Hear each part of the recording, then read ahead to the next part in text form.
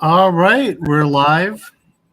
I had scheduled this for 6, but we'll start a little bit early here, being that we're ready a bit ahead of schedule. So I'm here with Mark Sargent. We would say maybe the most prominent flat Earth proponent. Pretty close, Definitely, I think. yeah, definitely up there. I'm up there. Does a good job of explaining everything having to do with flat Earth. So yeah, what's your background, and yeah, how'd you get into it? What are your thoughts on it? I initially started out my career. I started out playing video games for a living. Believe it or not, I was one of the early people. I mean, back in the mid '90s, when the internet was still dial-up, I was playing video games for a living. Won a worldwide computer pinball tournament to get in, and parlayed that into a job at a company over in Boulder, Colorado, where I moved. I grew up in Seattle, Washington, and moved over there and stayed there for 20 years. The first 3 of it were playing video games, which was amazing. Going to old school E3 and Macworld Boston and Macworld San Fran and stuff like that. And then there was a lot of tech companies start up in Boulder at that time. So I moved over and then taught proprietary software for the rest of the 20 years, which was mostly time and attendance software, which I did not know anything about, which is timekeeping software. So if you own a blue collar factory, your employees are probably trying to rob you blind, and vice versa. And so you install digital time clocks and adjust the rounding rules to your favor so they can't cheat. Because if you have manual time cards, people are going to cheat on you.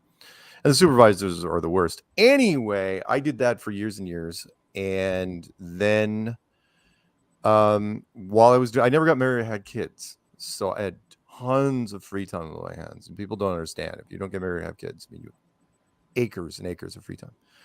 And, the internet was new, and there were weeks where you could finish the internet, and went around and looked about any conspiracy you could think of, went down all the different rabbit holes, and got really bored by the time I got to 2014. I mean, I'd pretty much seen it. I had an opinion on just about every conspiracy you could think of. Yeah. And decided that I would look at flat Earth. It's like, okay, what haven't I looked at? And looked at my list, and it was not very long. It's like, oh, I don't want to do it. But I'm going to. Why not? I'm not getting younger. So I looked at it and thought it would only take me a weekend. And 9 months later, I'm at my rope's end. Can't figure out what to do because I can't prove the globe in a court of law. I mean, not slam dunk material. So I had this 90s movie Jerry Maguire moment in the middle of the night where I flipped. And I said, you know what? Maybe it's easier to go the other way. Maybe it's easier to stay on the flat side and say, okay, here's why I think flat Earth is right.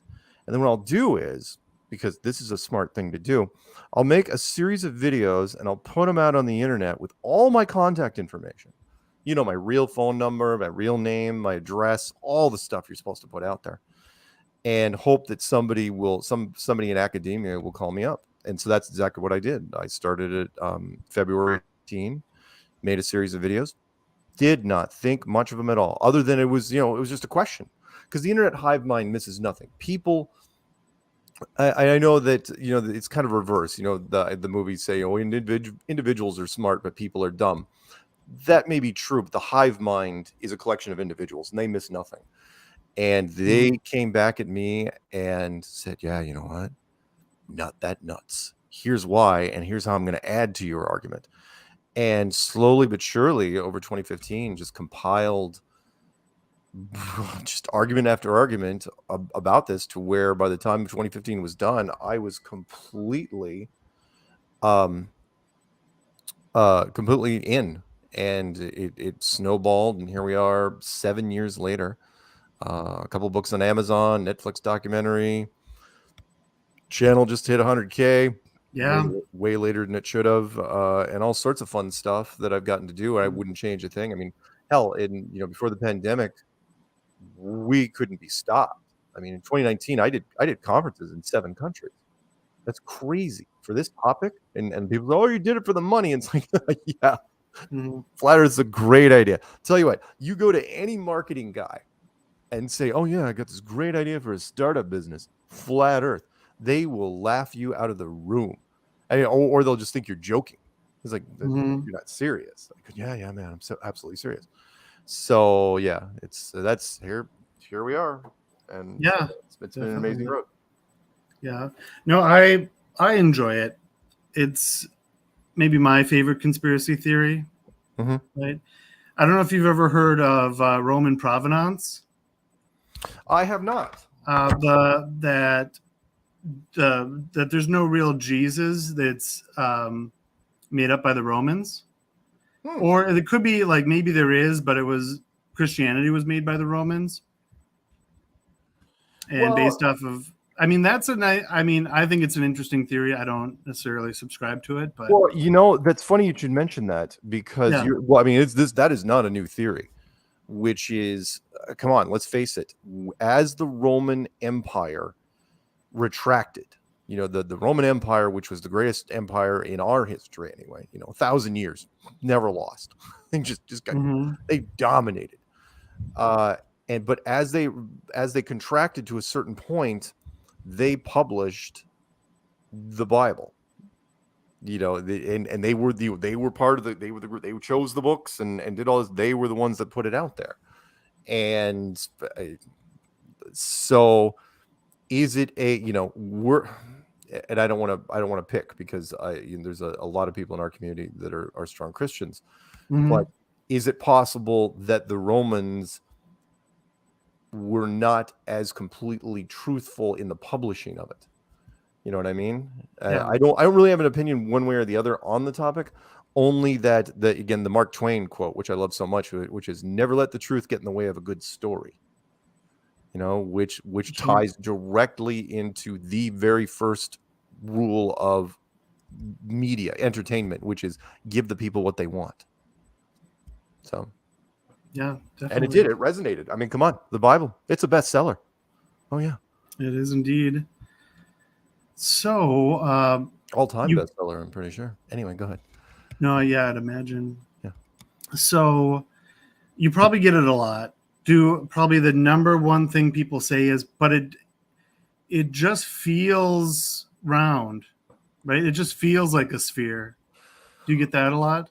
No, I don't get that a lot as much as I get people that will say, well, everything else in the sky is a sphere, so this has to be a sphere, right?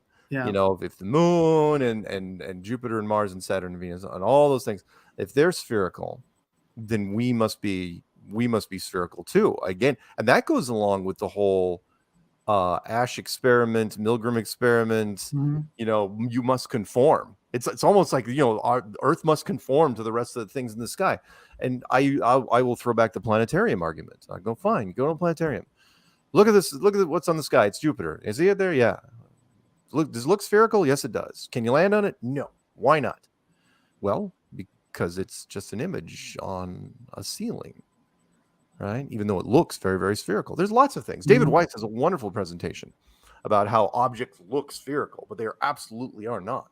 Spheres are easy to create in terms of illusions. In fact, human beings are visually stunted when it comes to illusions and perception. Extremely, extremely stunted. But yeah, I know people. It's when they say, well, doesn't it just feel spherical? Right? It's because that's just straight up conditioning. That's all it is. It's like, because you've been told it's a sphere since you were 6 years old, and your parents and their parents and their parents going back 500 years. So you never had a chance. I'm sorry. Let me throw one more thing here. George Orwell, great quote, and I use it. In fact, I'm so fond of the quote. I put it in the bottom of the description box of every single video that I make. George Orwell, who was not a flat earther, right? In 1940, crap, and I'm going to screw it up. 1 second. Let me say exactly what year it is. It is from 1946, right? And he said, most people, if asked to prove that the earth is round, would rather not even bother to produce the rather weak arguments I've outlined above. They would just start off by saying that everyone knows the earth to be round. And if pressed further, would become angry. And Yeah. what I find fascinating about that is that this was in 1946. How did everybody in the world know in 1946 that it was a globe? NASA wasn't even founded until 1958. So how do you know for sure?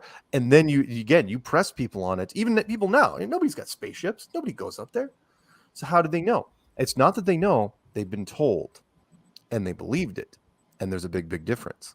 And that frustrates people. Again, we as children, we don't like to believe in lies. I didn't even believe that people in power had even reason to lie until I was almost in college. Yeah. So yeah, when people say that, I get it. I understand, but it's just conditioning. Yeah. It is interesting that there's no flat moon theory, right? Or flat sun. Right. But, Well, why would there be? I mean, but once you get into our community, mm-hmm. the moon and the sun, just the very nature of them go into question. It's not that we think they're flat. We just go and it's like, okay, are they even three-dimensional? Are they even solid? Or are they just holograms? You don't know, because it is. Yep. Go ahead. Oh, it's interesting, kind of on those lines, that the same face of the moon is always showing towards us. Right. So you wonder if the ancients ever looked at that and thought that was a bit odd. It's funny you mentioned that, because I always debated whether or not that was lazy programming or deliberate programming, like a breadcrumb, like a hint, because again, most people don't get it. Not only does the moon fit exactly in front of the sun, because it is 400 times closer and 400 times more narrow, which in itself is an amazing coincidence, right? No, what blows me away is that it only shows exactly one side, meaning it doesn't even change the face. Oh yeah, it may flip, it may turn this way and that way, right? It may, clockwise or counterclockwise, but you will never see it rotate. It shows you not even a quarter of a degree change in 1,000 years. Astronomically, even most scientists are like, well, yeah, that is quite a thing. It's like, yeah, but you don't think, well, it can't be deliberate. It's not by design. It's like, well, it seems, and of course, then they bypass the fact that our moon is special, even compared to all the other moons, in that it's huge by comparison to like Jupiter's moons are tiny compared to Jupiter, and the same thing with Saturn, and same thing. But our moon is monstrous compared to the rest of it in terms of perspective. I mean, remember, if you believe mainstream science, the Earth is 8,000 miles wide. The moon is 2,000 miles wide. That's huge. It's absolutely huge. And yet, sorry, one more thing. Let's just throw this out there. All the craters on the moon are at 45-degree angles, meaning they're coming straight down, right? On 90-degree angles? 90-degree angles. Sorry, 90 degrees. The craters are perfect. They're all perfect circle, like they were decorated.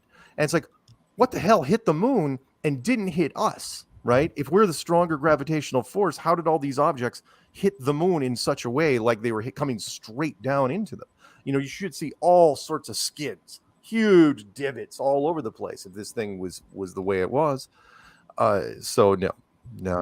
The moon is a wonderful, beautiful, ornamental part of a clock. That's all it is. The sky is it's the oldest clock system that predates language. That's all it is. Yeah. You don't even have to have language. And you can, if you watch the sky enough between the day and the night, you can figure out all sorts of stuff. Yeah. Do you subscribe to any particular theory that it's a projection? I'm not 100% on any of them because we just don't know enough. We know way more down on the ground, again, because we don't have spaceships. I mean, there's some people say, oh, you can see stars through it. And I have seen videos where interesting, or Crow 777's lunar waves, where, there seems to be a refresh issue with the moon, or is it ripples in a liquid? It's hard to say with the sun. So all the point I stick with is like, look, the sun is, and it sounds sort of biblical in the way I say it, but it is. The sun is just a big incandescent light bulb, and the moon is an LED bulb. That's it. That's all they are. But they are completely self-illuminated, and Are they physically putting off the lights? Even then, that comes into question. I only say that because if you take a magnifying glass in the sunlight, you can create a pinpoint of light that's extremely bright and can light up its own thing, right? And not only bright, it's really, really hot, right? Mhm. The light source that's creating that pinpoint is from far, far away.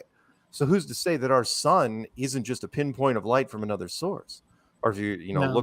look up the wonderful rantings of Eric Dollard, who said that the sun is basically a transformer. The sun's not there's no chemical reactions happening on the sun. It's gaining its power from something else. And it's like he's almost saying that it's a light bulb, but he's not going that Yeah. far. When was that he said that? Eric Dollard? Yeah. Oh, years ago, predates us. Gotcha. It's fantastic. I remember he was like, God, such an eccentric man. He's like living out of a car. He did this interview from the front seat of a car, and his mind was just so out there, but it was so matter of fact. Yeah. He was going into the physics of it. It was like, no, this is what's happening up there. And you can tell because of this. And I'm a big believer in conviction. You can always tell when people have conviction under a certain thing, all things being equal, conviction usually wins, which is why, again, Joe Rogan did as well as he did before they, finally got to him. Yeah. Yeah, I've heard that the ancients believed that they're well, I mean, this is under Gnosticism, right? That the earth is a sphere, and then we're a sphere inside a sphere. Sure. And the sun is going around us within the sphere. And then there's another sun beyond that. Yeah. Which is like an indescribable. It's not light like we know light. It's like a light in a different sense going around that. Yeah. And kind of the goal is to break out of that, with the soul and whatnot. Right. Well, I mean, it's kind of like a halfway point between, sphere Earth and flat Earth. Right. Where you can kind of see, like, I think most people believe flat Earth, where it's like a glass dome. Like a snow globe. Right? Yeah. Yeah. Yeah. And then one interesting spin on that is infinite plane, right? Which I thought was interesting, right? That it just goes on forever, right? Yep, it's about 30% of our community. That's ballparking. Believe in infinite plane. The only problem with infinite plane is the same problem you have with the globe. In that, well, first off, infinite plane does not help anybody because the human mind cannot, as you know, it cannot fathom infinity. You can try. We've tried as kids all the time. You just keep running and running and running. Yes. Like if it doesn't end, it doesn't end. Eventually, you fall asleep. You might as well be counting sheep.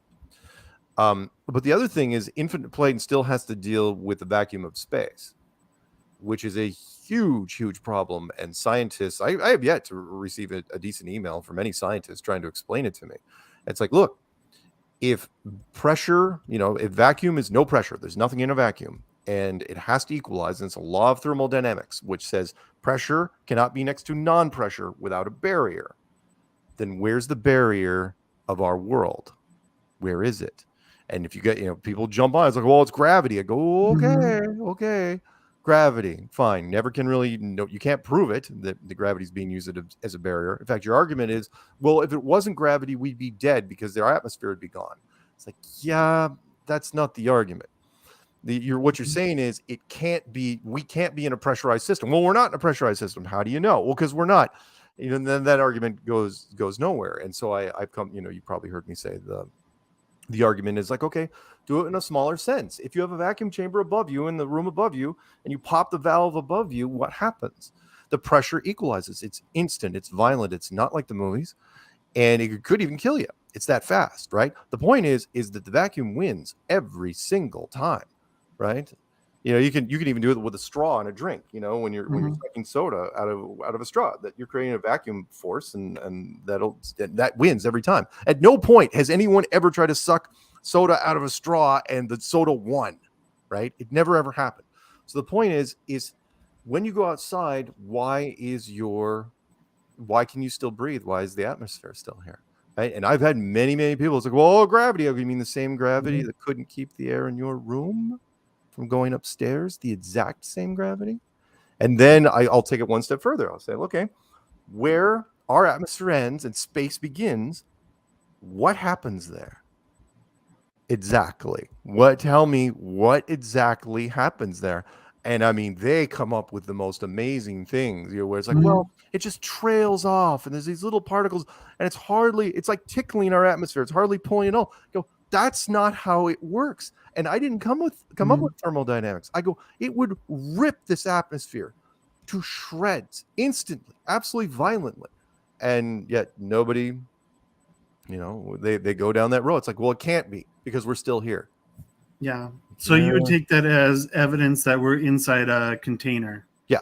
Atmospheric pressure is called that for a reason, meaning that, we have atmospheric pressure down here, but if you have nothing up above, then what's causing the pressure down here? Atmospheric pressure only works if it's inside a container. No different than water pressure, right? If you're 10 feet underwater, everything's fine. You go down 1,000 feet, you're dead. Because the weight just keeps pressing down. That's what atmospheric pressure is. Up above us, tons and tons of weight. Because remember, what we're breathing in here is not nothing. It's an invisible soup. It's an invisible fog that weighs a lot. But again, it's contained. One more thing: doesn't the term greenhouse gases make more sense if it's an actual greenhouse? I would never. Even as a kid, when I was young and pretty dumb or naive. When people say, "Oh, we got to switch over," the fluorocarbons and everything, rising up and creating this greenhouse barrier. I'm going, next to space. How does that work exactly? Use something simple like a helium balloon, right? Helium balloon, you let it go, it goes up and up and up, and then it pops, right? And then the helium that was in there, that keeps going up. What happens then? Does it get to a certain altitude and just stay there? No, it doesn't. Absolutely doesn't. Yeah. Anyway. So inside a container. Right. And how do we know, like, if we're kind of, kind of throwing away the globe model? Right. How do we know there's vacuum on the other side of that? On the other side of the snow globe? Yeah. We don't know if there's anything on the other side of the snow globe. In fact, what I like to say is, and there's been wonderful little artistic renderings of this, which is, why wouldn't there just be more snow globes? Why wouldn't there be a whole table full of snow globes in various different forms of civilization? That the problem that we have, and the problem that, again, it's just reinforcement, is that we reinforce space over and over and over through news and books, all forms of media, movies and television. We are fascinated with space. Why wouldn't we? There's all sorts of things to explore with that. In fact, I even talked about it in the clues. Having the illusion of space expands the imagination. But if we're actually in a snow globe, that really gets restricted. And then you kind of have to take guesses of what's it. If we're just in a snow globe and there's no space, well, then anything could be outside of there. Absolutely anything. I mean, it could be as much as, you could be 1,000 of these things on a desk, or it could just be one of these things sitting in a gift shop. You don't know, because you can't get out. The point is that 99.9999% of the people believe the illusion. They believe it's like, they see, because science has told us, like, oh wow, space is huge and it's big, and Carl Sagan, billions and billions. That's what we believe in, because again, you restrict.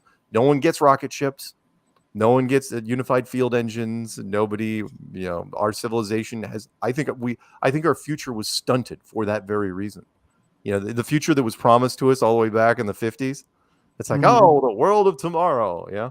Yeah. That never happened. The Jetsons never happened. The closest thing we got was computers you could hold in your hands and radio-controlled robots that could vacuum your floor. That's as close as we got. We can't even do auto-driving cars because we have insurance issues. Meaning, auto-driving cars, we have the tech to do it. The problem is that when they crash, and they have, with fatalities, who picks up the tab for that? No one wants to do that. Everybody, the lawyers get involved immediately, and all of a sudden they realize, like, oh man, this is not going to work. I mean, who pays? The driver that was sitting in the back seat, the person that made the car, the person that maintained the car, the software system, the hardware system. Who pays for all that? It's a nightmare. It's a red tape freaking nightmare. Anyway, our future was robbed from us. No ray guns, no flying cities, no robot servants, no immortality. We haven't even made a decent virtual reality program yet. Yeah. Remember Google Glass? Remember that? Yeah. Yeah, that Yeah. was the thing, right? I remember watching one guy in a movie theater sat in front of me. He looked cool. It's like, hey, yeah, I got my Google Glass. Never saw another one with it again. You know what I think happened? I think some people like fell in like manholes and crap, or walked into traffic, and that was it. They settled the cases and just quietly like, yeah, this is a terrible, terrible idea. Yeah. They didn't look that fashionable either. You kind of looked like a dork. Yeah. So, I mean, maybe that was a bit of it. You're not cool like when you have the AirPods, Right. right? Possibly. Yeah. Possibly. I mean, they made these very, very cool. That's for sure. Yeah. Once they got the kids on them, who would have thought that Apple would have been like, oh yeah, we'll love the fact that they circled around and sold so many of these to kids. It's like, oh yeah, you gotta. It's the thing. Now they're all, they might as well just have them grafted to their arm. Yep, exactly. Yeah. So, are you familiar with the history of flat Earth on when, like, the first major philosopher proposed it? The ancient arguments? The old stuff, no, not that much. I mean, I knew, I've got the wonderful graphs of all the old cultures that drew the same thing. Just about every culture drew the same freaking snow globe. And I know that people say, well, the Greeks. It's like, yeah, I get it. The Greeks were smart, and they got to, they plotted out other things. Remember, when the Greeks kind of proposed the globe, they didn't even know, even the New World wasn't discovered yet, not even close. So, yeah, you can propose the globe all you want, but until you know where the continents are laid out, what do you really have? You have a theory of a sphere. That's all you got. So. Gotcha. Now, one thing I've ran into is the term zetic. Zetetic? Zetetic? Yeah. Zetetic? Do you know what that's about? Zetetic astronomy, or the clinical definition, I have to look it up. Gotcha. Why? I know that some of our guys were big into it. I didn't cover it that much. Gotcha. Yeah, it's interesting. And then the biblical references, right? Are you familiar with those? Oh yeah. I know a lot of, so there's people that aren't even religious, right? They're atheist. Right. And they quote the Bible references, but I thought you didn't believe in that, right? That's literally true, right? Right. But people are really into that it kind of makes sense of the, the ancient beliefs. One of the first guys that really got into it was the late Rob Skiba, who was a biblical literalist and a biblical prophecy guy. And I remember he and I talking for some time years ago, where he basically dedicated a website to it called testingtheglobe.com, and he went through it with a fine-tooth comb, and he came out the other side. He said, yeah, he goes, it's a flat earth book. There are plenty of references that go for the flat earth. The problem there is that there's exactly one verse that even hints at some sort of sphere, but it is Isaiah 40:22, he who sitteth upon the circle of the earth. And he goes, but look, in the ancient Hebrew, circle is not globe, it's not sphere, it's not ball. It's a completely, it's circle, like a dinner plate, or, like this thing, right? But everything else, I mean, everything from Genesis, the firmament that was created to separate the waters above and the waters below, the story of Joshua, who asked God to hold the sun and the moon in the sky for an extra day so he could slay more enemies, which is way easier if you just hit pause on the sky, because otherwise you have to stop an entire solar system. And it says, well, God's infinite. It's like, yeah, but he's also more efficient. Or even the second coming, where everyone's supposedly going to see, the second coming at the same time, and yet that doesn't work on a globe, right? It only works on this. It doesn't work on a globe, but I've had people come back and say, well, if people had cell phones, they could see it simultaneously. Seriously. Yeah, that's a good apology. Yeah, that doesn't really have the same impact, though, does it? I would say they see with their spiritual eye. Yeah. Right? Just like you can see what someone's saying. Yeah. You can see Jesus coming down. Yeah. Right. But there's so many other little references. The earth is fixed, the earth is immovable, the earth sits upon nothing, so on and so on. The earth is God's footstool. Rob even made a wonderful model of it to where it was basically literally a box with a dome structure inside it, and then the whole thing was covered by water as part of the ultimate safeguard in case we ever did try to punch through it. And we did try to punch through it for years and years. Never could do it, obviously, because if we did, it'd be a whole different place. The Tower of Babel. Oh, the Tower of Babel, kind of. Well, yes, you're right. The Tower of Babel from Genesis does, or Babel, however you want to pronounce it, does kind of tap into that, which I love. I mean, it's such a short story, and I expanded it into an entire clue, really, which was that previous civilizations, not ours, but older civilization, maybe even one of the first, was so advanced and so unified that they figured out what the world was almost instantly. And they said, you know what? We're going to build a structure. We're going to start grabbing resources and tearing up mountains and build a freaking building, a structure, a bridge all the way to the top of this thing.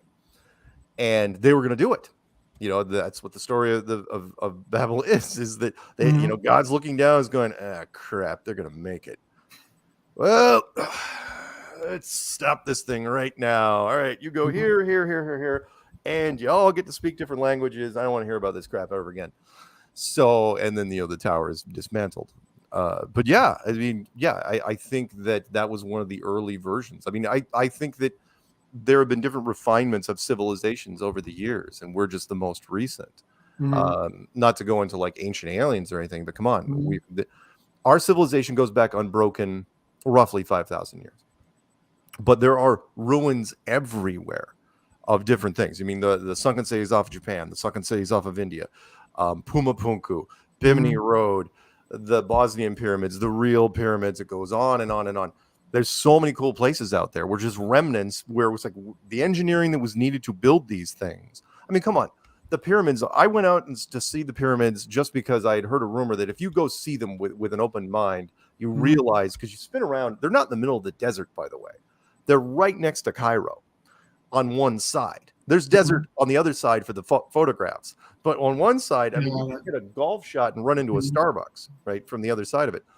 And when you turn around and see Cairo's a disaster. You realize these people had nothing to do with the building of this thing. Not only that, there's not a single, it's one of the running jokes, the pyramids, which is there's not a single hieroglyph, not one, telling even a hint of how it was built. Only the pharaohs, it's like, oh, we finished it in 30 years. Really? How did you do it? Because we couldn't do it. Now we could bring the biggest cranes out there, give these guys unlimited money, and 30 years, we'd be hard pressed, really, really hard pressed to do it with our tech. And you did it with slave labor and ropes and logs. Come on, not buying it. Anyway. Yeah. So you would say, like, what would your answer be? For what, the pyramids? Yeah. Oh, that they were built by a previous civilization. I know. If I ever get my time travel machine back up and running, the first thing I would do is I would go back to Egypt 5,000 years ago. I'm not kidding you. 5,000 years ago, when Cairo is gone and there's no one there, and I almost guarantee you, I would bet folding money on it, that the pyramids are right there, sitting there, covered completely with their marble casings. The capstones there. No one ever did find the capstones. Those 3 giant capstones for the pyramids of Giza, they're gone. There's not even a rumor of where those things went. And then the Sphinx isn't a Sphinx anymore. It's a lion, because that's what it would have been back in the day. And that's what I would have. So yes, whoever built it was a previous civilization. And then what happened was they left, were long gone, and the Pharaoh scouts came along, and come on, everyone would do the same thing. It's like, you know what? Let's take credit for this. We will be immortalized. In fact, get that stupid lion head off. Get my face on there. It'd be great. And that's seriously, that's all you have to do. And within a generation, you are a legend. Right? You're like, look what we did. Look what we accomplished. So yeah. And so they're missing the capstone. Oh, all three capstones are gone. They've been gone. No one can even agree on what they were made out of. It's like always hinted like they were made out of solid gold or whatever, but they're gone. And in fact, most people don't realize that the blocky steps. That's not how it was. It was a smooth white marble finish, but because white marble was worth something, slowly but surely, Got it. people just took them over the years, and all the marble's gone now. But they used to. I mean, can you imagine what white marble in the desert would have looked like from a distance? Those things would have been blinding. Absolutely freaking blinding. So Yeah. Do you know how they know that it was white marble that they were? oh yeah. I mean, the white marble wasn't that long ago. I mean, when in fact, even was it back even in the Napoleon era? Maybe even around just before photographs were around. White. It was. I mean, that was it. I mean, it was cased with a white marble. Yeah. So. But I get it. Why would you leave it on? If it was starting to degrade and you were worried about people, people were going to take it anyway, so you might as well just strip it. It's still, a wonder of the world. Yeah. And have you used the pyramids as a flat Earth clue? Nope, because the pyramids for me are just an ancient civilization. I use it as a reference in that we're not the first civilization here that's ever been here. Gotcha. There have been previous civilizations. In fact, I don't even think the pyramids are the most remarkable thing that's out there, or the Bosnian pyramids. There are, Puma Punku. I think the stonework there, even though it's kind of in tatters, was more interesting. Or there's one in that mountainside where the rocks that are 1,000 tons. Oh, Petra. Where you can't even slip a piece of paper between. It looks like the rocks were melted in place. It's like we couldn't do that now. We don't have the tech to do that. I mean, with the pyramids, yeah, you just put the blocks on top of each other. Oh yeah, the blocks weigh a hell of a lot. They weigh more than cars, but no, but the other stuff out there where you're blending stuff together, no, that's more amazing to me. So yeah. So when it comes to flat Earth, do you find? I mean, you do convince people. Sure. Right, but not normally in like one conversation. No, most of the time, no. And why would you? In fact, it's one of the big flaws of flat Earth in that anyone that's in our community that becomes whose mind changes, they forget the journey that it took them to get there. Meaning, if it took you 5 weeks to finally come around, it's like, yeah, you know what, I'm with you, right? Then all of a sudden, because you get it, because it makes sense to you, it's this weird, I don't even know if delusion's the right word. It's an overconfidence in that, oh yeah, now that I have it, I can totally convince that guy over there in 30 minutes. And so I have to warn people every holiday season, don't go to Thanksgiving or Christmas dinner and start rambling to your family, think you're going to convince them over turkey. It's not going to happen, or ham or whatever. It's not going to happen. They're just going to think you're a mental case. You're not there to convince them. You're not there to persuade them. You're just there. You want to put their seed in their heads and walk away. Just walk away. You're never so rarely you're going to get that satisfaction where you're staring at them and they're like, "Oh yeah, I get it." Never happens. They usually, what happens is they go alone. They're sitting alone on the internet, watching a few things. Remember, it's the 5 stages of acceptance when you go through this. Denial, anger, bargaining, depression, and then finally acceptance. That's a very personal thing, a very private, intimate thing. You're not going to run into that with people. Most of the time, yeah, you'll see the first 2 stages. Sure. First off, they'll say no way, followed by you're an idiot. Right? Denial and anger right away. You'll see that, but the rest of them, that takes time. And the average person, if they have enough content to look at, 2 to 3 weeks. Me, 9 months. I saw a woman once really jump on it in less than 30 minutes. Don't know what her background was. She was an Uber driver that was driving one of our people to an event. And by the time she got to the event, she just pulled the car into the parking lot. And she said, yeah, I want to know more about this. Yeah. So women seem to be more open-minded about it than men. Do you find biblical literasts? Oh yeah, at least half of the flat Earth half of our flat Earth what's the word I'm looking for? Population Mhm. is made up of strong Christians. And by that, most of them would be Bible literalists, to where after the first conference, there was strong down the middle criticism in that the first conference wasn't Christian enough or it was too Mhm. Christian. And so by the second conference, we had to make 2 stages. And the second and third conference, we had to make 2 stages. And in fact, there were very strong Christian flat earth conferences I wasn't even invited to because I wasn't strong enough. I didn't quote enough chapter and verse. It's like Mhm. that's not my job. I'm the freshman recruiter. I bring everybody in. I'm not going to lean one way or the other. But yeah, there's big camps. They didn't talk about it in the documentary very much. Which is that Behind the Curve? Yeah, Behind the Curve. Yeah. They did not, and mainstream media does not like to delve into religion. I remember specifically, I felt bad. We were doing this big thing down in Los Angeles with National Geographic, and CBS was there too. CBS Sunday Morning, and Jaron had bailed. He was supposed to be there for that, and he bailed, and they wanted to know who could replace him with, and I couldn't talk to him because I was doing Nat Geo, but they were asking me for advice, and it's like, look, Rob Skiba is 20 feet from me. He is surrounded by people. He is constantly swarmed, Mhm. again, by Bible literalists, and they looked him up and they said, nah, sorry, too churchy, too much religion. We don't want to do it. And so the documentary Behind the Curve really avoided that. They really avoided that angle. Blue Team does not like to talk about church, and most of media is Blue Team. So Yeah. Why do you think that is? well, it's just the way that shakes out. I mean, it's the demographics. Blue Team, you know it. I mean, Democrats and Republicans, of course, it's been way more polarized as of the last 5 years. Mhm. But Democrats have a certain boxes they tick off, and Republicans have certain boxes they tick off.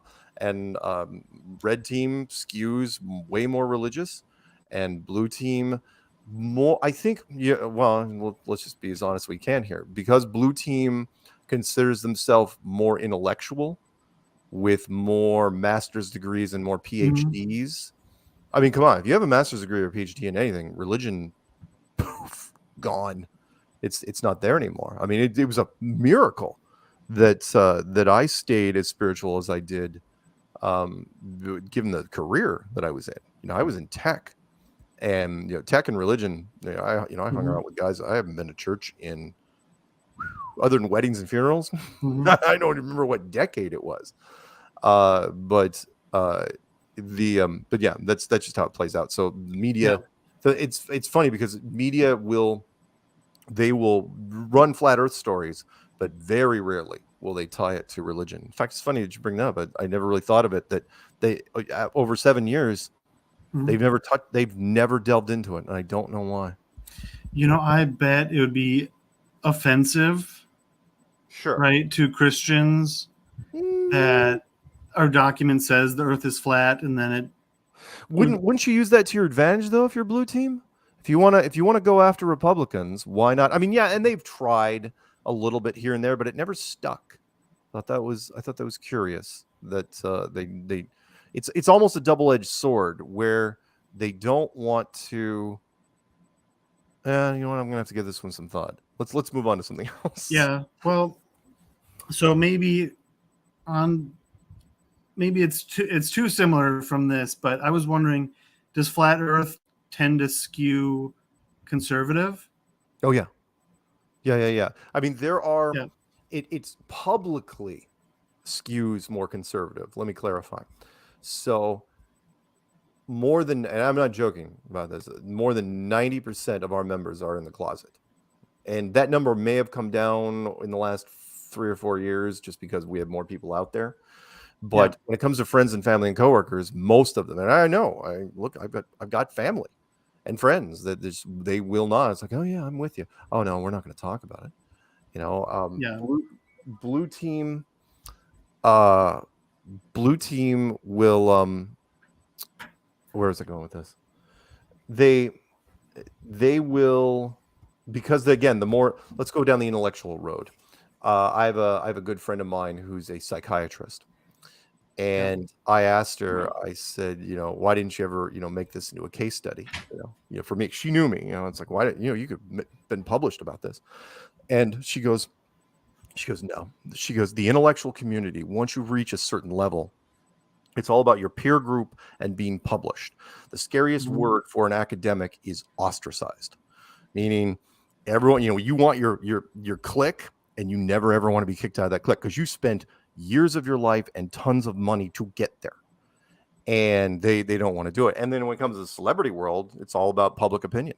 I mean, yeah, we got lucky with Kyrie Irving. We hit him on a good day, which was, he had just won his championship. He's friends with LeBron James. He's 24 years old. He's got his own shoe line.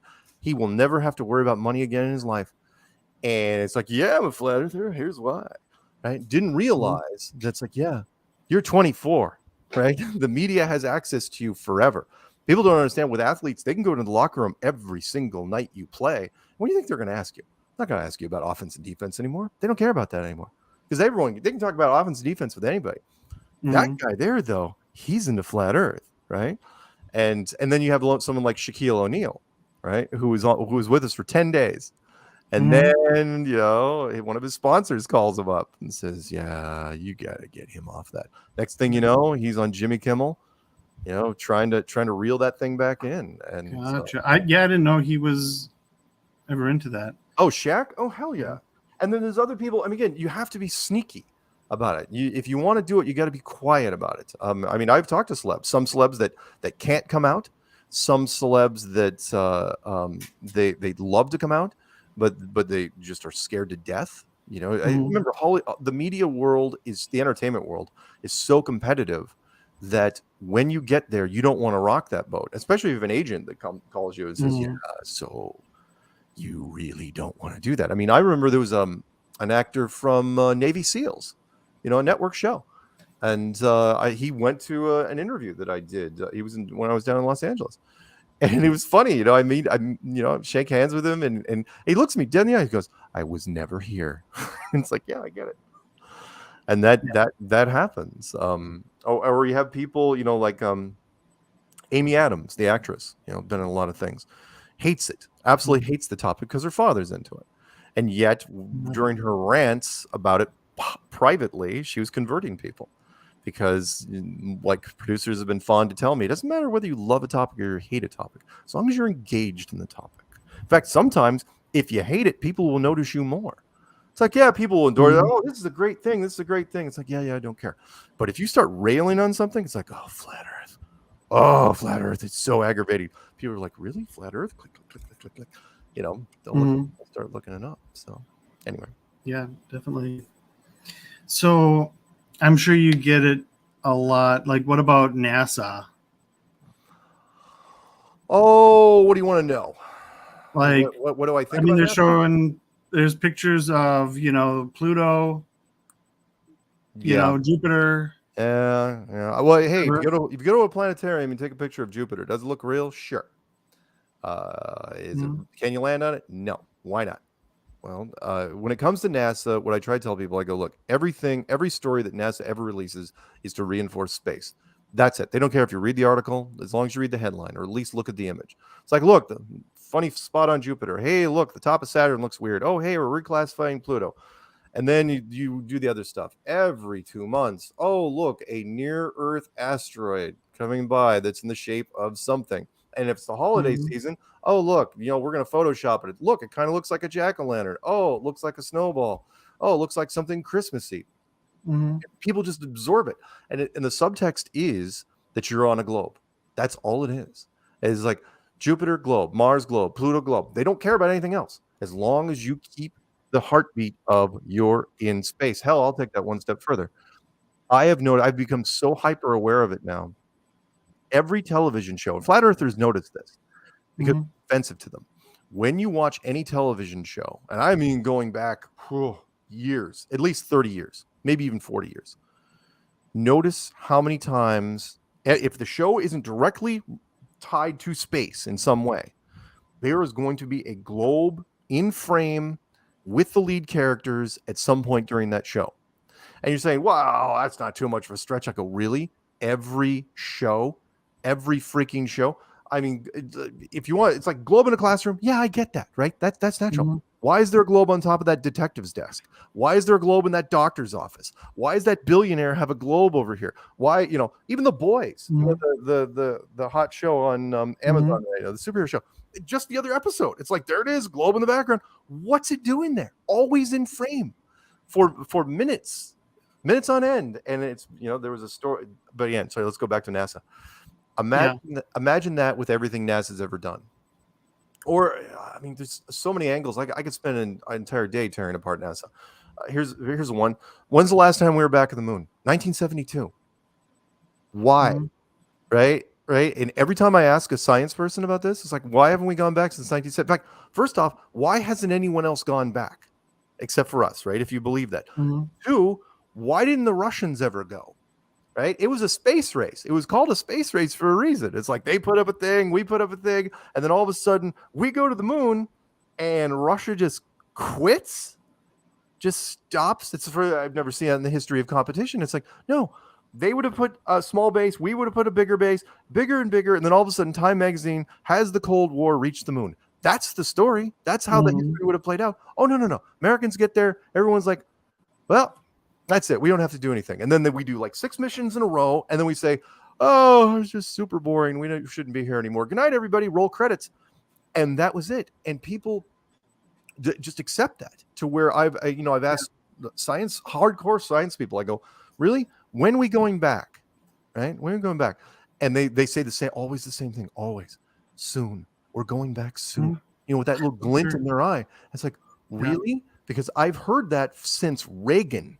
Right? There's a montage. We got montages out there. Every president since Reagan, Reagan and Clinton and Bush and the other Bush and Obama and Trump. Did I miss anybody? I'm not sure. Where all of them says, well, we're committing to go back to the moon and blah, blah, blah. It's like, no, you never did. Or why was there only, let's go one more. Why was there only one blue marble shot of the Earth taken in 43 years? Meaning in 1972, Apollo 17, on the way home, took the only full disc shot. It's an iconic shot. You can look it up. Blue marble shows the bottom part of Africa and all of Antarctica. Nice little 2-for-1 there. Really, really great. Wasn't it North America? It's the United States Space Program. Why wouldn't you take North America? But we'll bypass that, right?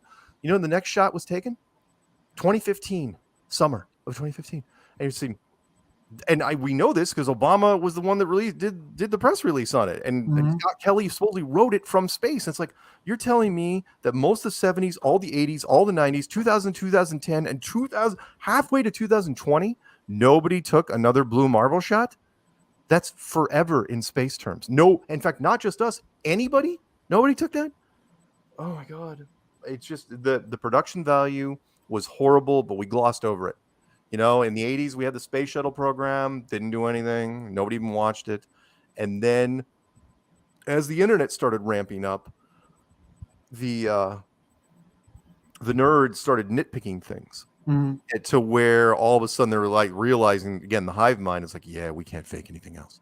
Just kick that can down the road. We'll just keep saying we're going back. I mean, the last person that said we were going to the moon was Elon Musk. I loathe that man.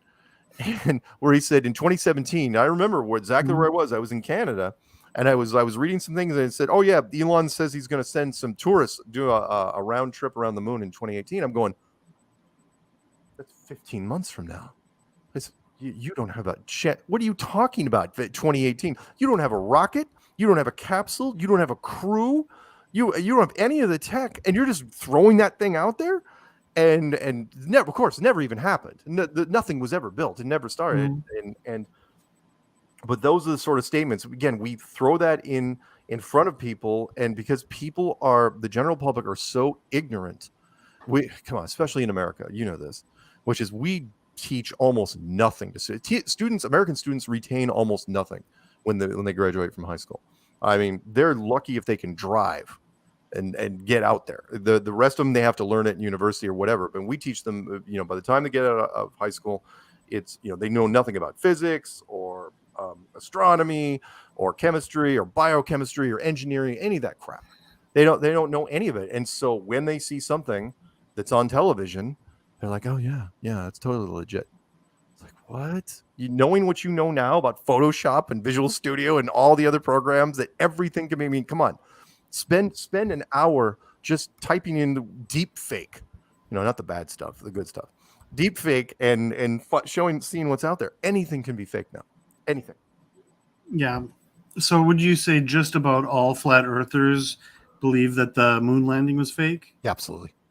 Oh yeah, every single one of them. There, you can't have one without the other. There are some people that are a little wavery. The people that get into the topic, they have to get rid of the moon landing first. The American space program is just a joke. But I've had some people say, okay, the moon landing is terrible, but you can't tell me the ISS is fake. And then I kind of smile at them and say, well, yeah, it's a nice way of thinking, but if they're going to fake one thing, you might as well fake everything, because the punishment's the same no matter what if you get caught. So why would the ISS have to be real? I mean, the moon landing is the problem with the moon landing was that the photographs aged. It's beautiful as they are. It's funny now that I'm phrasing it. They're beautiful, but they aged terribly. They're still beautiful, right? They're still iconic shots. But when the longer you stare at them physically, as you're staring at them, if you know anything about science, anything at all, you realize there's something wrong, right? There's something really, really wrong with the photographs. I mean, I could send you, just a random shot from Apollo 12, for example, where, and again, the lighting's perfect, the ash. I'll give you three real quick. The shadows, number one. I mean, again, things we don't remember in high school. It's like, okay, one light source, distant light source. Which way are the shadows going? Just parallel to each other. The shadows will never intersect. The shadows can never intersect unless the light source is close, right? And yet the shadows on the moon, on those moon shots, are starting to intersect. It's like, that can't happen unless, it's a studio light that's 30 yards behind them and maybe 15 feet up, right? Not 93 million miles away. There's a perfect layer of ash on the moon that's like 4 inches deep, and no one ever took a shovel and dug down ever. And even though it's perfect, fluffy ash, there's no blast crater underneath that big engine that's underneath the capsule. They landed and there isn't a puff of anything around it. I mean, there should be scorched. And not only that, there should be rock underneath it. Remember, the ash should only go so far down, and then it should be rock. But no one ever talks about that. No one ever dug in. It's like, oh, look, here's how far the ash goes down, and then there's rock. No one ever discussed that. Or the engineering side, where you got that little satellite dish, and people just try to equate it to 2022 technology. This is 1969. That thing's running off a car battery. It's a VHF transmitter. It's not secret. It's you'd be lucky. It's got a 50-mile range, right? And this thing's supposedly pumping out 10 frames of color video a second and perfect two-way communication. And you're bouncing off of, even if you say you're bouncing off the geosynchronous capsule up there and then beaming that to Earth through the Van Allen radiation belts. And there's no static. The communication never gets dropped. It's like, no. Or one more thing. I'll throw one more thing out to you. Ready? Mm-hmm. You know what pissed me off when I figured this out? I grew up in the water. I know a lot of scuba divers. I wasn't a big fan myself, and the whole thing is like, I don't think we were meant to be down there. But scuba divers, you know what their number one priority is? Number one is not suffocating, or drowning. Absolutely, they have a watch on at all times, and they're constantly checking it. It's like, how much air do I have left? How much air do I have left? Hey, we got 12 minutes. Hey, we got 9 minutes. We got 6 minutes. We gotta get out here. We gotta go up. No astronaut ever said that. Said no astronaut ever. Mm-hmm. Apparently, astronauts had unlimited air supply.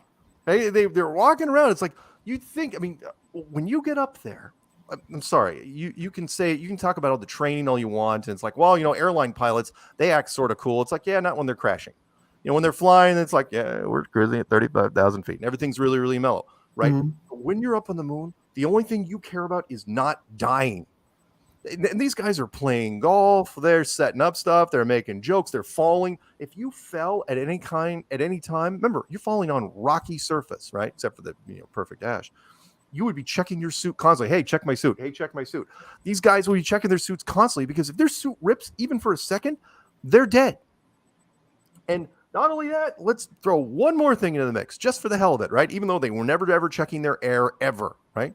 Mhm. Tell me, and no science person has ever told me this, and I'm sorry, I'm ranting, which is, Mhm. tell me what is in that backpack that they're wearing on the moon that stops the vacuum of space. I don't care about the carbon dioxide filters. I don't care about heating and cooling and the nitrogen and oxygen blend and any of that other crap. Tell me what magical thing in that backpack stops that suit from just going, they turn into a parade float and tip over and die. Tell me how that doesn't happen. No one can ever talk about it. It's impossible. It's because anything soft in a vacuum will expand. You could take a football, right? Or a soccer ball or whatever, volleyball, with just a pound of pressure in it. It can be almost flat. You put it in a vacuum chamber, it's going to detonate. It just goes and stretches and blows up. That's how pressure works. The only time that's never ever seen that is with an astronaut suit. And people say, "Oh, well, it's layers." It's like, no. My winter coat has layers, right? All it stops is cold, right? Your winter layers is not going to stop you from turning into a balloon. But no one will talk about it. I mean, it's genius. And the reason they got away with it, last thing. The reason they got away with it is because Americans and most of the world don't know how physics work. They don't. So in fact, there was the running joke, which was when I was outside this country talking to people, I go, yeah, I know why Americans believe it, because, well, we're dumb and, rah, wave the flag. I get that. Why do you fill in this country here? Why do you believe it? Why do you believe the Americans went to the moon? They always say the exact same thing. Well, because it was on TV.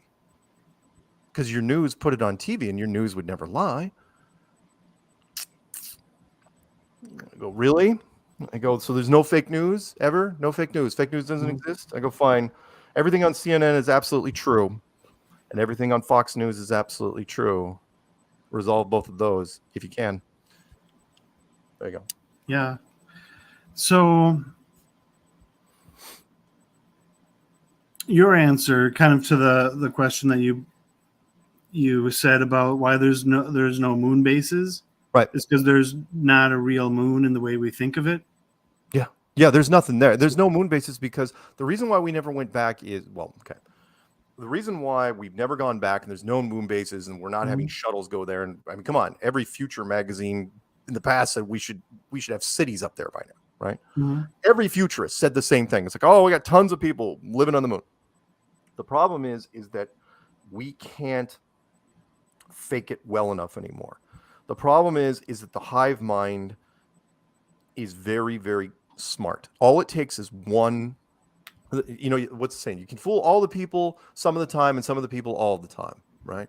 But you can't fool all the people all the time. All it takes is one nerd in his underwear in Nebraska at 3 a.m. to find something. He posts it and it's game over. So the Hollywood production value has to be flawless, and everybody knows that it can't be flawless. I use two examples. One would be, a lot of people don't remember them if you're old enough, the very first Lord of the Rings that was released, the theatrical version. When they were leaving the Shire, there's a car driving down a road in the far corner. Why? Because when the editors and all the proofers were remember, this film was watched and edited, and they missed it every time because they weren't looking up there. They were looking at the characters. They were looking at the motion. All of a sudden, it's like, hey, what's that thing doing up there? It's like, oh, crap. And so they had to re-release the print version, right? Again, it's moviemistakes.com and all the versions of it. If you're doing a production, your production is only as good as its weakest link. If some person forgets to moves the coffee cup from one side to the other, and the character doesn't do it in the show, people are going to catch it, right? It's also the same reason why the Russians, they didn't do a American-Russian joint thing on the moon at any point. It's like, they could have had the Americans land and the Russians land, and then they both said, well, this is boring and we should all both leave, right? But they didn't. And the big reason is because Russian studios look different than our studios. I mean, hell, if you have two American studios shoot the same movie, you're going to have production mistakes. Imagine trying to do that with countries. A studio in Los Angeles and a studio in Moscow trying to shoot the exact same thing. Someone's going to catch that in 2 seconds. Like, hey, why does their ash look different? It's like, hey, why is that? What the physics look weird. He's bouncing differently than that guy's bouncing. Nightmare. So no, never ever happened. Yeah. Now, are there any other theories that go hand in hand? So there's the moon mission, And then are there any other theories that you must believe to be flat Earth? No. You mean other conspiracies? Yeah. No. And the reason is because flat Earth is probably the biggest. It's the big umbrella that holds everything in. So the moon missions, I don't know a single flat earther, because you can't simultaneously believe in the space program and believe in the flat Earth, because the space program will always show you the globe, always. Mm-hmm. But everything else is up to the discretion of whoever's getting into it. I mean, you could say, it's funny you mentioned that, because if you say write down your top 10 conspiracy, your top 20 conspiracies in any order of importance, and even in our community, everything past flat Earth is a crapshoot, because no one would agree on it, which is we get into discussions, and it's like, oh, this everything after flat Earth is, the flat Earth is the unifying thing for us, and it is also the only thing that holds any sort of integrity with the groups, because everything else people will argue forever over, and we won't get into it here, but I mean, there's all sorts of stuff that people argue about, but no, nothing else that they have to. But generally, most people do agree that here's why. Once you get into flat Earth, you realize if that can be hidden, if you can keep that a secret, then really everything's back on the table. And I've heard that all the time, where even me, it's like once I got into flat Earth, I had to go back and say, well, now I have to reevaluate every single thing that was ever brought up to me. And I also can't condemn any. One of my favorite little running gags is, I used to walk people out of the room. Like, if do I think if somebody comes to me and says, oh, the entire royal family is made out of lizard people, I'd be like, all right, I'll listen to it. But I also, if somebody else says, oh yeah, by the way, Elvis is still alive and he had Bigfoot's baby, now I'd be like, yeah, you know what? I'll give you a couple minutes. What do you got? Sure. Sure, why not? So everything's fair game. I have my favorites, and some I like, some I don't. Yeah. And now you would think, does flat Earth preclude aliens? No, but it changes their perspective. So beforehand, aliens used to be from Mars and Jupiter and Venus and all the different galaxies, and there's all sorts of different books on that stuff.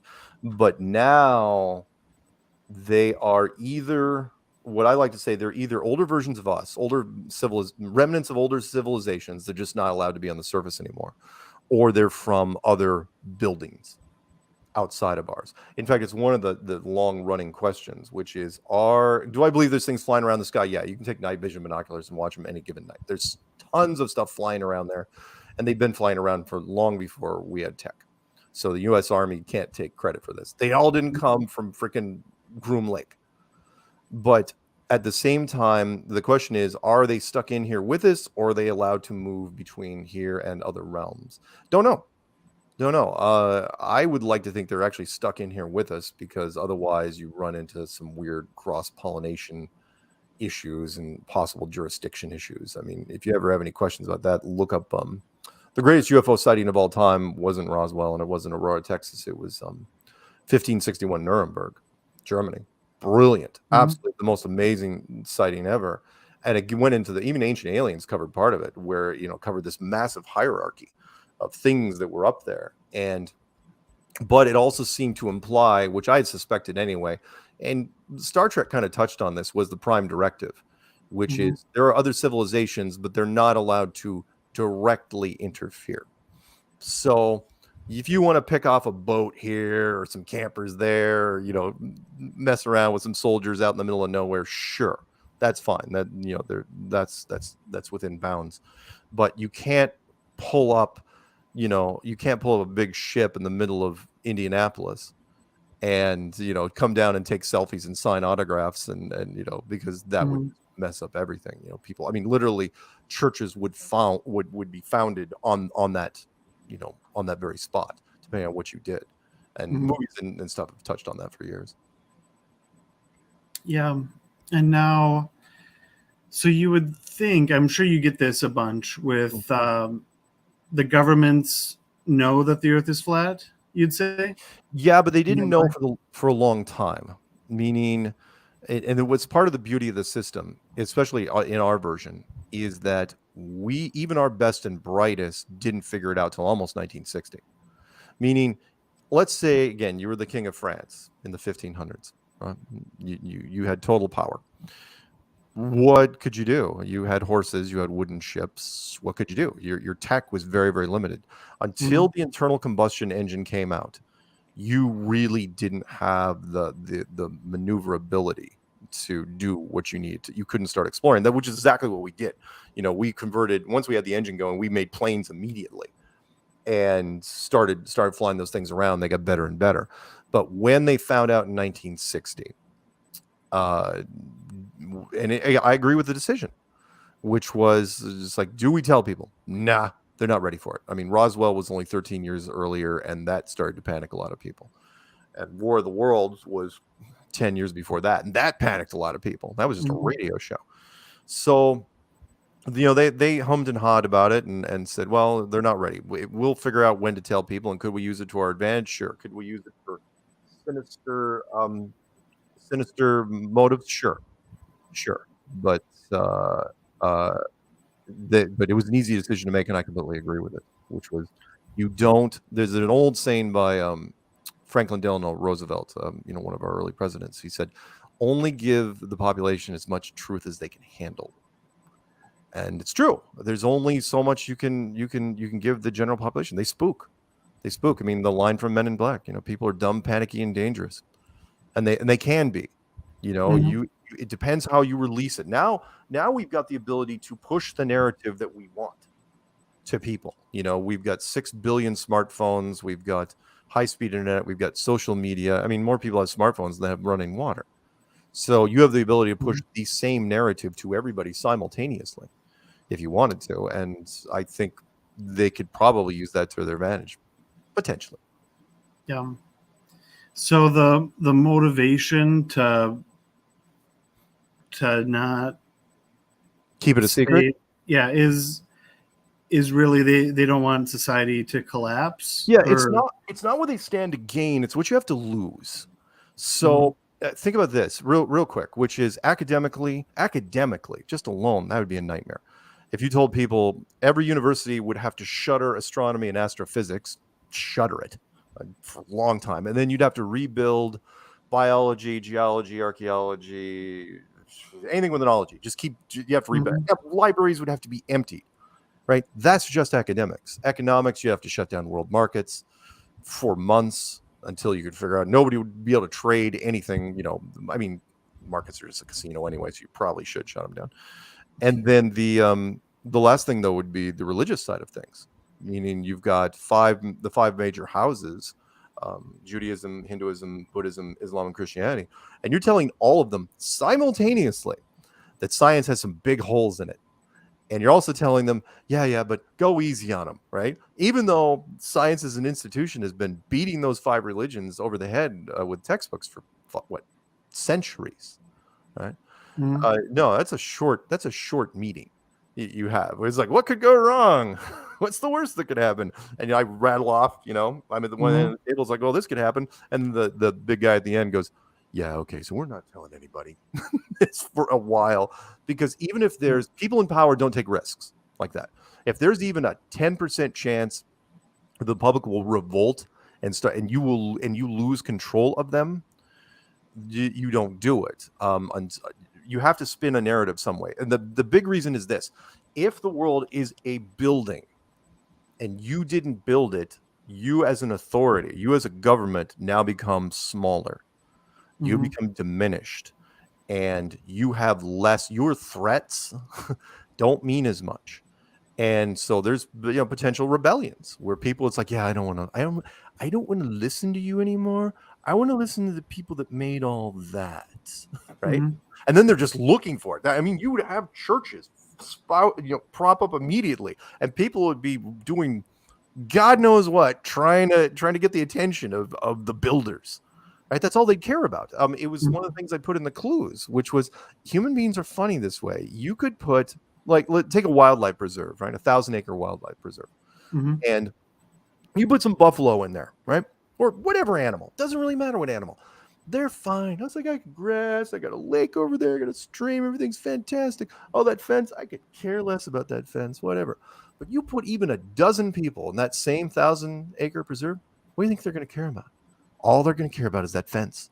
It's like, why is that fence there? Why am I on this side? What's on the other side? Who made the fence? Are they angry with me? What about the fence people? Should we start sacrificing to the fence people? Get those buffalo, right? And the next thing you know, I mean, that's all they care about. We are really weird when it comes to confinement. Our world, our boundaries. We're really weird. There can't be. We're very, very curious. Human beings love a mystery. It's burned into us, and we would stop at nothing. So the easiest way to get rid of that mystery is just tell people it's not there. There is no fence. In fact, there's no walls. There's no ceiling. You're on a ball, and you can go round and round. You're never going to find anything. All you have to do is say that over and over. 99% of the people aren't even going to try. And luckily enough, Antarctica is extremely hostile. You know, there's nothing conducive to humans at all out there, and so people don't go there. Oh, you can spend the money if you want. We'll take you to a couple spots, take some pictures of penguins, and then you can go home. But that's it. And if you think about going out there in the middle of nowhere, oh, you're tracked at all times, and no one goes out there. So, yeah. So you hold to like the ice wall idea that the only not necessarily the ice wall. There's a misconception there. Whereas people think that it's kind of like Asgard, right, from Thor, right? It's like no, it's not Asgard. It's not cosmic waterfalls, and Antarctica isn't the end of the world. The coastline is the beginning of the end, but the barrier would be thousands of miles inland. Remember, the American government was looking for it, flying around for 30 years in Antarctica, just flying bigger and bigger missions, bigger and bigger missions. Couldn't find it. And then Operation Deep Freeze, I believe they did find it, because that's when they shut everything down. And that makes sense. You just keep flying, which means that wherever the barrier is, you know, and again, if you want to say it's an ice wall, that's fine, but it doesn't have to be ice. Whatever the barrier is, I think it's stronger than ice because we tried to bust through it. What can stop atomic weapons? Well, I don't know. Heavy element, heavy water, unified field, some special harmonic field, whatever it is. It stopped the best we had, and we tried for 4 years straight. The United States and Soviet Union tried to punch through that thing, couldn't do it. So. Gotcha. Now, do you think God set it up, or how do you think it? Tough call. It's one of two things. It really depends on, again, your way, what you're raised on, nature versus nurture type thing, where it can only be one of two things. Either, well, first off, we had nothing to do with the building of this place at all. We had nothing to do with it. We can build some dams. We can build some cool tech. We can build some cool stuff, right? We're not the Babel people. We're not. So whoever built this is either an older civilization, much more powerful than our own, or it's the divine. But really, when you get to that level, you're splitting hairs, because come on, one man's tech civilization is another man's deity. Like, come on, if a golden spaceship landed in the middle of Berlin right now, right, big golden egg spaceship, two camps of people would show up. The first camp would say, "Oh wow, you know, they do look like the blue people from Avatar. You owe me money."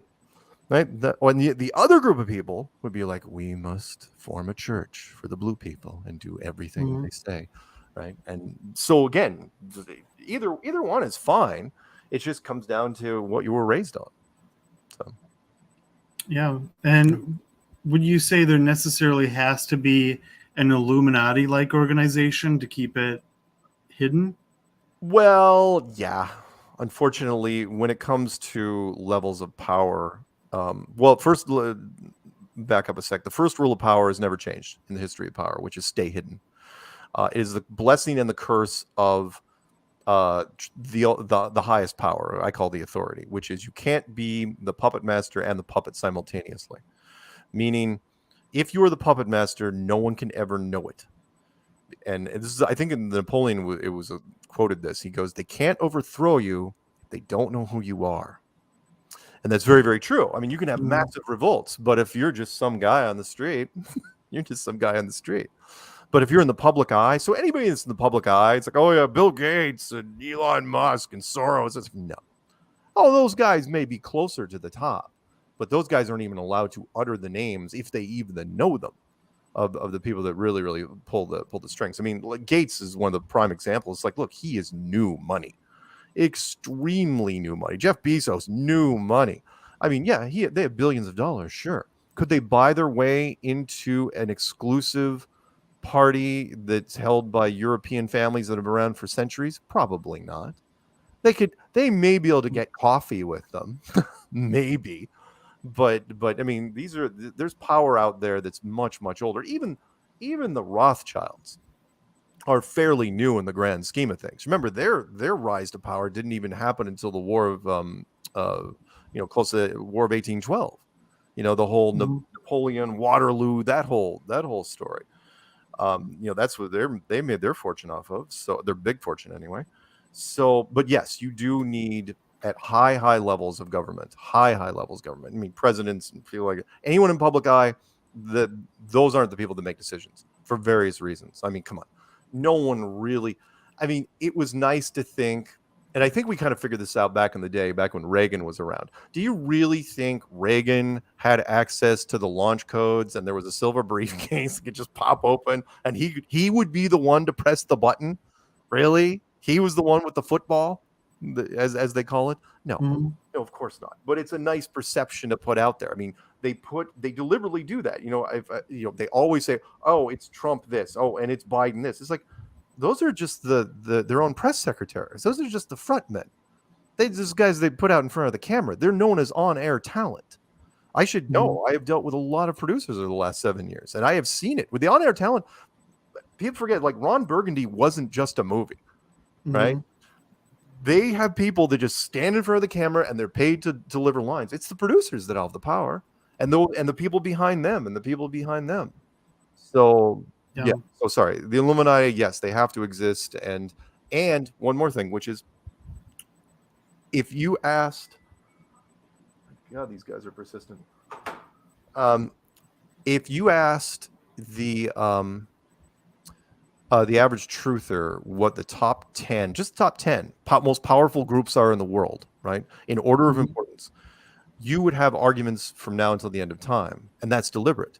I mean, who is the most powerful? Is it the Illuminati? Is it the Bilderbergs? Is it the Rothschilds? Is it the Trilateral Commission? Is it the Vatican? Is it the Jewish cabal? It just goes on and on and on and on, right? And that's deliberate because, again, they're never going to tell you who the highest ranking is, because whoever the highest ranking is would be the target. So it's always the guess. The Illuminati is just one of the most recent. And even then, that's such a generic term. It's like, oh yeah, if you make movies about it. I mean, come on. At one point, everyone thought for years and years, people thought the Masons were at the top of the food chain. And to the point where they actually made two movies, National Treasure and the sequel. It's like those were Mason-funded movies, absolutely from beginning to end. And them kind of showing off. But then again, the Da Vinci Code came out with their stuff. Oh my God, how is this guy? I gotta turn off my phone. Sorry, I get people every once in a while that. Wow. Okay. So what else you got? Well, I mean, that's essentially everything. Really? Well, I mean, we could. Is there anything? Is there anything else I want to throw out there? Yeah. Yeah. Let me throw out this.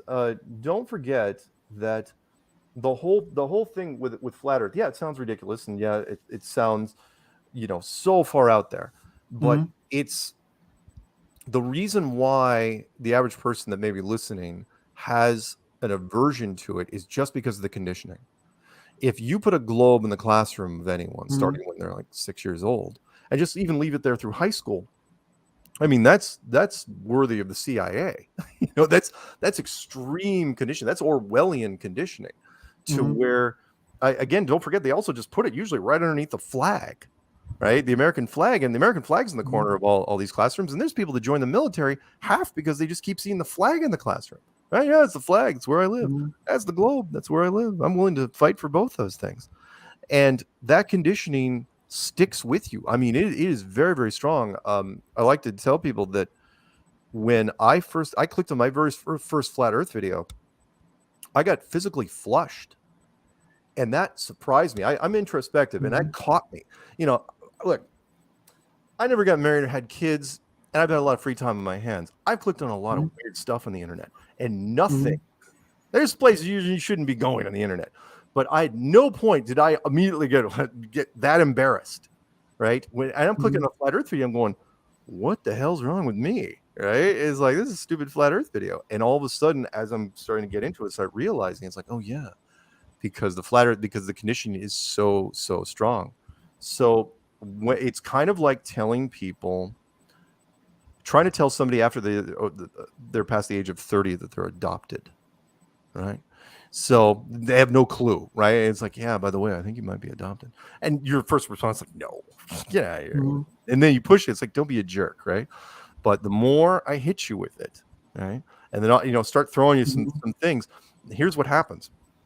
The second you start believing it, even for a little bit, it just ripples through time, right? And that's the problem with conditioning, is that you have years of it in your mind, and all of a sudden something is pushing through all of that, and your mind doesn't really know what to do with it. And it's like, oh, wait a minute, am I adopted? Who were those people? Was there a basket? And all of a sudden you start freaking out.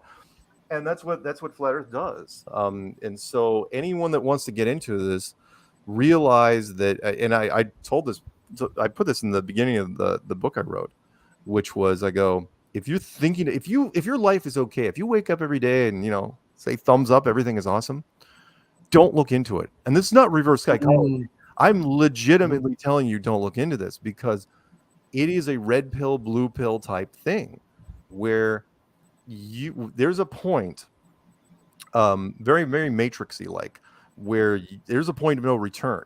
And once you get past that point, you're stuck. You can't go back. And the reason is because I didn't tear down the globe. I didn't convince you. I didn't persuade you. What happened was this flat Earth thing started rattling around in your head, and you tore down the globe yourself, like the Matrix. And it's like, okay, well, you tore it down. How are you going to put it back together? You can't. You don't have the skill to do it. I mean, you just destroyed it yourself. And so again, I just try to warn people. It's like, look, you don't take this lightly. This isn't like looking into other conspiracies. This is the closest thing you are going to have next to actually hanging out with Morpheus yourself. So yeah. So with the Masons, right? That I really like the Masonic conspiracies. Sure. Where you could think that a flat earther could see a lot in that, right? So we have the two globes, the terrestrial and celestial, right? At the west end. Yeah. And then I think I've heard something about, flat earthers would look at the floor of the lodge, checkered pavement. Oh, yeah. Yeah. I could break it down for you. The 5 tracing boards of the Masonic. I know more about Masonry than most Masons. Which is the 5 tracing boards of Masonic that lay it out. It's laid out like a giant simulation, like a building, where you're in a paradise. There is an entrance to a building, to a whole nother reality with a checkerboard thing. There are 2. It's almost like an amusement park ride, how it's laid out, where there's a person at the beginning of the building that takes your ticket, and then you walk up a flight of stairs into a long hallway, and there's a person at the end that lets you in. And then there's one way out, which is, they have the death sequence, and then they have one way out where you're going back, through the gates back into wherever you were in the first place. And the last tracing board is called if I'm not mistaken, it's called the Royal Arch, and it's so funny because it's almost like it's hidden in time. The Royal Arch meant nothing to me up until about 10-15 years ago, when our simulations, our games, our entertainment started creating achievement screens. And when I saw the Royal Arch, the first time I was going, I'm staring at it. I don't care what version you're looking at. I'm going, oh my God, it's an achievement screen. And, it's something that we didn't even put into entertainment until decades later. And it's like, and then you start realizing it's like, what is this place exactly? But yeah, the Masons, how they lay it out. And I don't even know, I don't think they teach there's different interpretations depending on what level you're at in masonry. Mm-hmm. But for me, at the highest level, I believe it is, every other level before you get to 33 is keep the secret, keep the secret, keep the secret. And Mm-hmm. when you're shoulder tap for 33, no 33rd is ever renounced. No 33rd has ever given up the goods, ever, which I find fascinating. And I think it's because when you hit 33, you understand that it's worthless to give up the goods. It is for the greater good at that point, which is you understand why it's to keep the secret. And that is why we're here is important. And to go against it would be absolutely detrimental to everything. So why would you tell anybody? So yeah, fascinating. But yeah, if anyone's ever curious, look up the 5 tracing boards. Just type in Masonic tracing boards, click on Google, click on images. You'll find different versions of them made over the last couple hundred years. Fascinating. But if you look at them from a virtual reality standpoint or interdimensional portal, for lack of a better term, it is that we came from a perfect unlimited universe. We walked voluntarily into this one, and then we spend our time, and then we go back. And it's not to say that the Masons have the exclusive rights to that concept. I mean, there's other religions that have talked about it. But sorry, let me end with this. There's a wonderful kind of not necessarily metaphor, but it's something that's, let's just call it a story, which was, I call it the genie scenario, if you've ever heard me say this, which is, I call it the million wishes scenario, which is, okay, genie pops out of a lamp and he says, you have 3 wishes, but you're clever. You say one of your wishes is like, I want 1,000,000 wishes. He's like, crap. Well, all right, start up, and you start going through your wishes, and you wish for every possible thing you could ever. And I'm not going to say what your wishes would be, there's tons of wishes, whatever it is, whether it's immortality or superpowers. You dated everybody, you became a king, you became a sports figure, you became a rock star, whatever it is, right? Mm-hmm. The problem is that sooner or later, you start running out of ideas. Something that's been talked about with the whole heaven concept for a long time now, which is kind of even Bart Simpson. It's like, wouldn't you just get used to it? Kind of like hell, like a hot tub. And like, kind of. So, but eventually you start running out of ideas. And finally you go to the genie, because he's still standing there just looking at his watch. And he's going, oh, got a problem? And it's like, yeah, I'm tapped out. I got nothing. I've done everything. I've spent thousands of years here. It's been really, really great, but I'm out of ideas. I believe that the universe is partially run off of novelty, which is what's new. And he goes, well, can you help me? He goes, yeah, I can help you. Here's what I'll do. I got a place you can go to. It's voluntary. But if you go there, it's 99% conflict. You're going to hate it. Limited lifespan, 1,000,000 ways to die. Oh, my Lord. In fact, it doesn't matter how beautiful, how powerful, how rich, how talented you are. You will always have something to complain about. Contentment will be at a minimum. Wow, it sounds terrible. Why would I go there? It's like, well, because after the limited lifespan, 70 years, 100 years, whatever it is, when you come out, all this will be brand new, and you will just have so much fun. Yeah. And then the guy says, well, genie, it sounds like a pretty good deal. What's the catch? He goes, the catch is you won't even remember this conversation. And he snaps his fingers, and poof, we're gone. Because, as the old saying is, you can't have your cake and eat it too. Which means you can't live this life, know what your previous life is, and still live this life, because your previous life would change your perspective immediately. Last thing I swear, which is, there's a wonderful movie I recommend to people. It's a Robert Redford movie, fairly recent, called The Discovery. Fascinating movie. Never did well in the theater, but it's because it was kind of dark. Which was, a scientist figured out how, scientific proof that there was an afterlife. And in doing so, when he figured it out, just mathematically, he figured out something like 40 million people around the world committed suicide in like a day, because it's like, well, if there is an afterlife, and that was just people that they didn't care what the afterlife was. Whatever it is, got to be better than here. And then there was this point where during his later research, he could record the visuals from it. And the first part of the visuals were people just going through trying to correct mistakes in a parallel universe of things they had done, which was obviously going to be better than what they were doing now. And the second he saw that, he said it was the only scientifically honest thing I've ever really seen in cinema. He goes, tear it all down. He goes, we're destroying everything. Destroy the tapes, destroy the machines. I want every trace of this thing gone. And because he's trying to drill the point home to everybody. It's like, this would end everything. Because if people knew what the afterlife was, they would bail at the first sign of trouble. People would. I mean, even if they had a bad week, they'd be like, where's a bridge? I'm jumping. So that's why I think we are. I think that it's cyclical, and we are in an education system, a perspective, place to regain perspective. And do I think the Masons had some sort of access to the old text? Yeah, maybe. Did they interpret it exactly right? Hard to say. But I know that the tracing boards were quite a moment of clarity for me. So yeah, and that bit about the Royal Arch being an achievement screen. Yeah. What do you mean by that? That you see the Royal Arch and you've made it at that point? When I see the Royal Arch, sorry, I should probably explain what achievement screens are. In the virtual game, the entertainment systems that we made.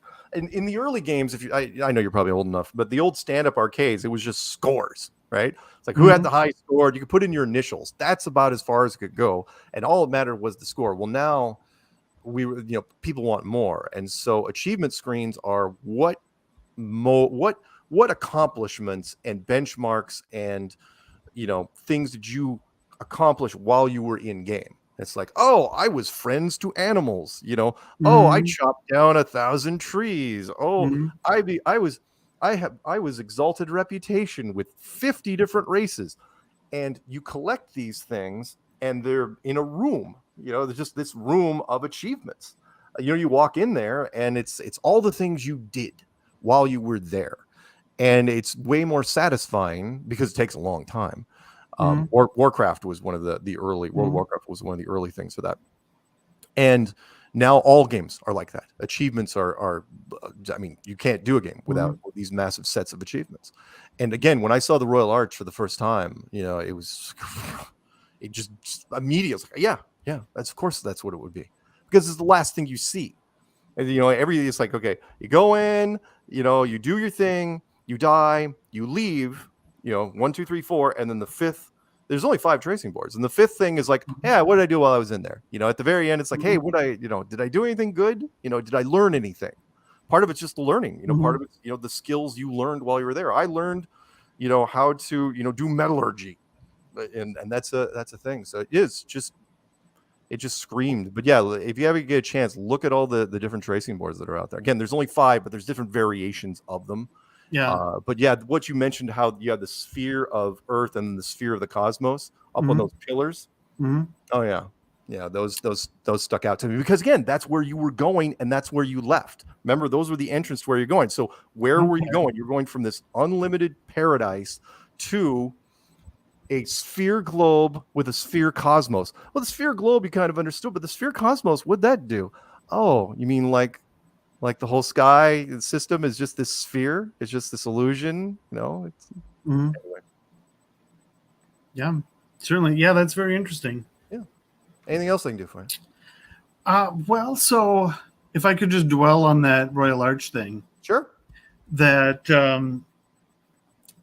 so that's where Craft Lodge ends, right? That's where like the main story ends, right? But the other bodies, they're like expansion packs, or like where would you Cryptic Council or the Templarism, right? Scottish Rite. Well,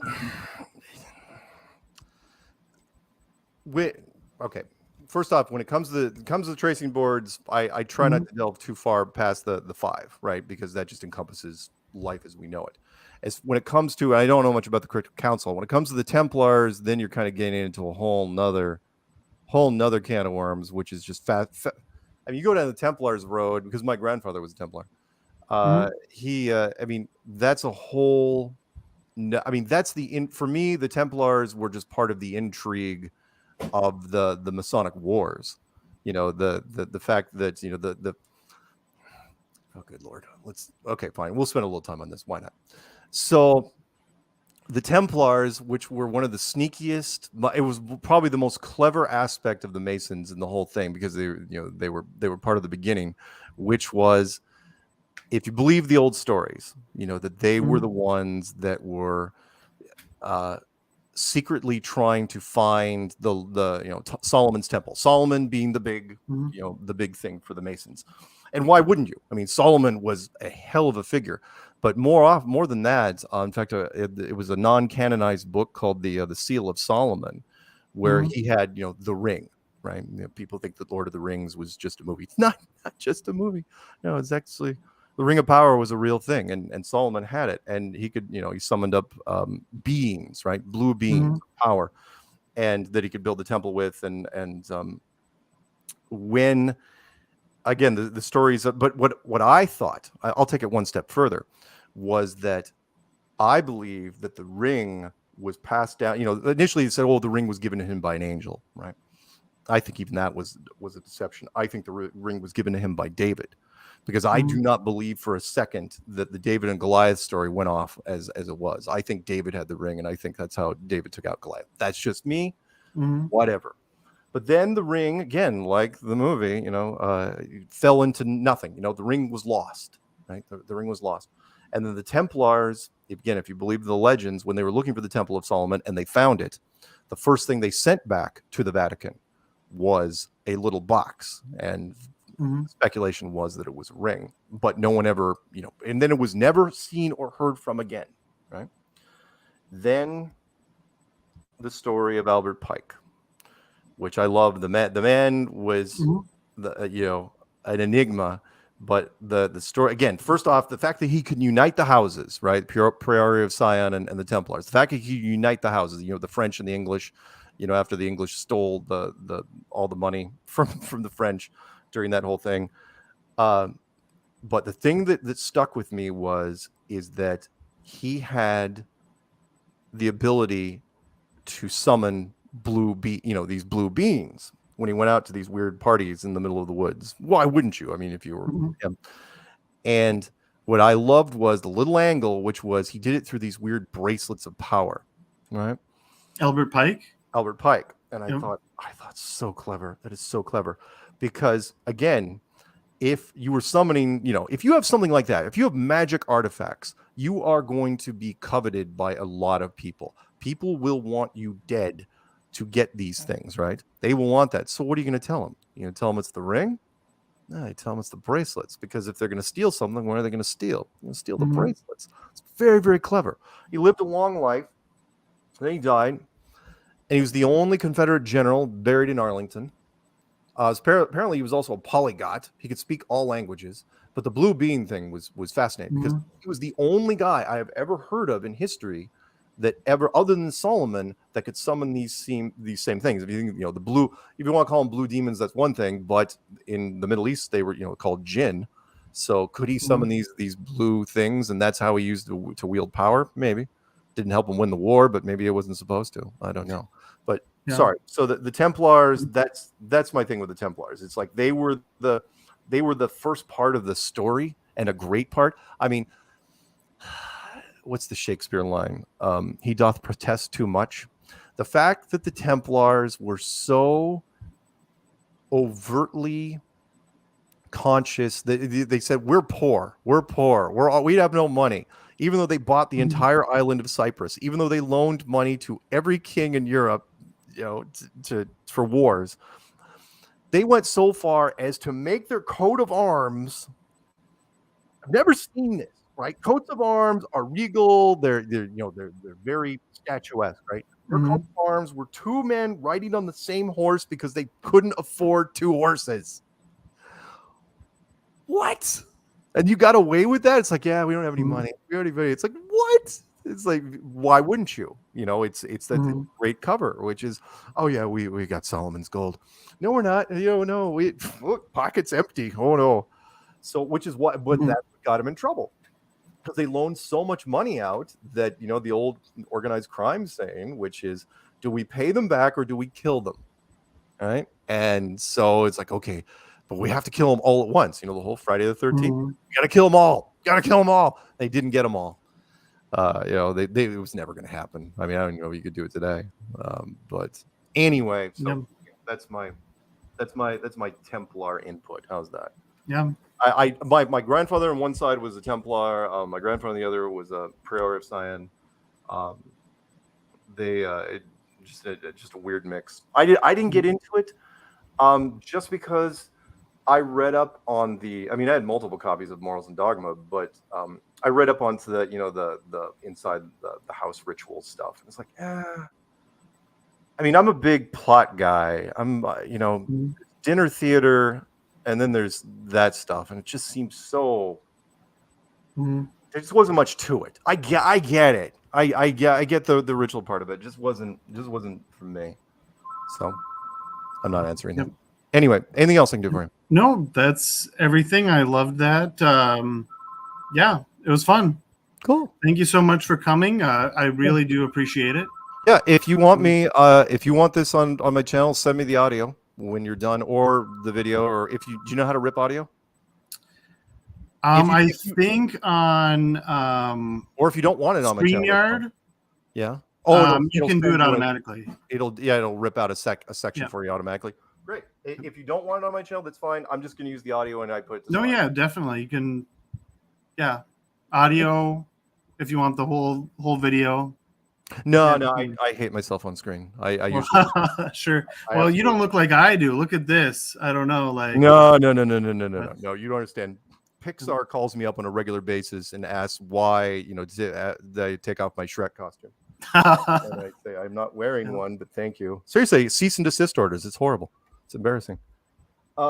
Anyway, but yeah, I'll send it to me when you can. I'll build it and put it up. And this is called Brave. What's it called? Brave New History. Brave New History. Got it. Cool. All right. Anything else I can do for you?